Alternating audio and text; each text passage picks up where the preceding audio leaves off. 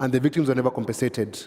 I heard Cyprian say the number was like 7,000 people died, but the government claims about 1,200 people died, but there was no compensation and there was no justice.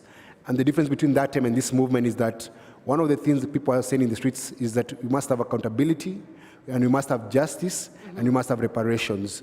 So we must compensate the people who have been killed by the police, and we must get the killer cops to be arrested. So I'm just telling the politicians, lay off these demonstrations and protests, let these people articulate their own issues. And the thing about dialogue, how do you go dialogue with politicians and it's the kids in the streets? And all they're asking for is the upholding of the Constitution. There's no new ask by these young kids. They're not saying that start new laws. No, they're saying the existing laws work. Implement the Constitution fully. That's where the fight is at. So I think it is in bad taste for someone who's not in the streets, in this particular, the last 3 weeks, and people have died to come in and try to speak on their behalf. Those kids know what they want, and they're saying very eloquently and loudly, let them speak for themselves. Cyprian, from your perspective, you've been at it for long. Perhaps how does the protesters keep the momentum as it is and to ensure they're not divided? Be united around the issues, set the agenda, and what the Gen Zs have done is that they have published their agenda. That's the first thing you do if you want to remain united.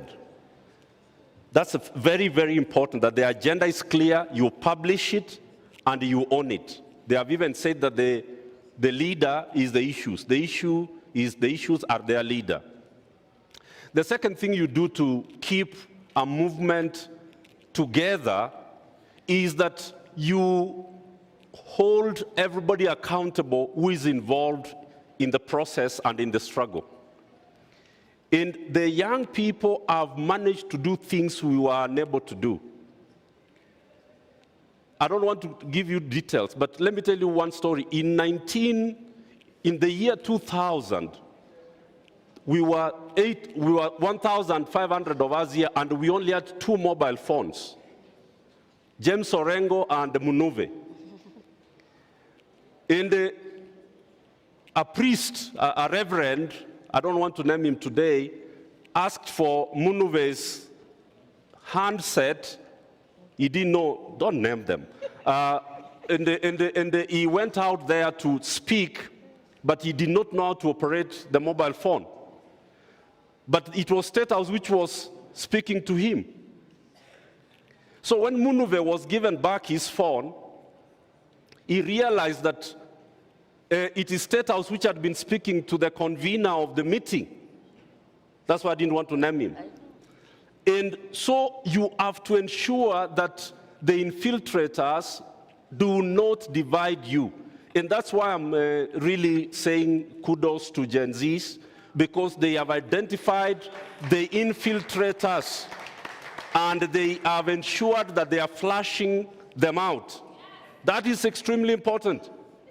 People should know, and what you've done, what they have done is really powerful, because they have even, moved out of people's YouTube and whatever, so that they pay the price.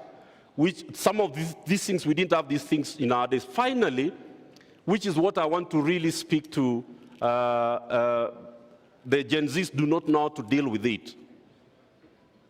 You are never going to go to the streets and you are not infiltrated physically. So in NCEC, in our struggles in NCEC, we established the self-defense teams, the self-defense forces around active nonviolence as the principle. So you need to train 500 to 1,000 young people who are responsible for shielding and protecting and identifying and recording, to ensure that you are not infiltrated by people who are agent provocateurs, who break people's shops and burn people's vehicles, and then it is blamed on you.